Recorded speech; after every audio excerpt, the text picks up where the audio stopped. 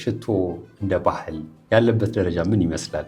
በተለምዶ የሚባሉ ያልተገቡ ወይም ስህተት ነው የምላቸው አባባሎች አሉ። ወንድ ልጅማ ትንሽ ማለት ጠረኑ ወንድ ካልሆነ ትባላለህ። ስታወራውም ኮሜንትም ይጻፍልኛል አንተ ደልቶሃል ምናምን የሚልህ ሰው አለ። እኛ ይሄ ጎሎናል አንተ ይህን ትላለህ። ጉዳዩ ከዛ ጋር ማገናኘት አይፈልግም። በመስጊድም በቤተክርስቲያንም እጣን ተለምዷል። በጭስ መልክ በምናምን መልክ ለምደናቸዋል እነዚህ ሽቶዎች። በሽቶ ስናገኘው አንዳንድ ሰው ድንገት ይመጣና አይ ይሄ ሽቶ እጣን አለኝ ይልሃል። ያን እጣን ካሸተተኮ ቆይቷል፣ ግን የሚመጣ ሚሞሪ አለ፣ የሚቀመጥ ሚሞሪ አለ።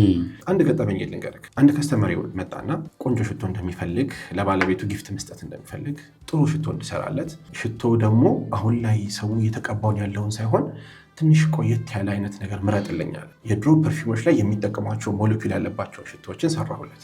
ያንን ሽቶ እንዳሸተተው ከአንዳንድ ቁጭ ብሎ ማልቀስ ጀመረ።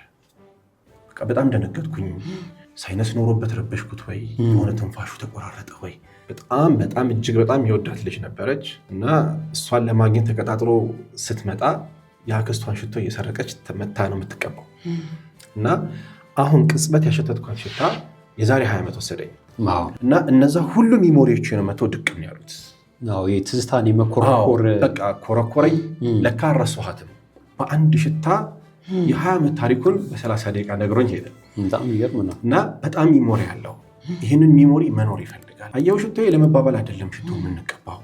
ሽቶ ብዙ ጊዜ ለራሳችን ነው የምንቀባው ወይስ ለሰው ነው የሚል ነገር እያሰብኩኝ ነበር። እንደው እዚህ ላይ ያለውን ብዥታ ነው ለእኔ እንድታጠራልኝ ስለፈለግኩ ነው ጥያቄ የምንጠይቀው። አይጠራም።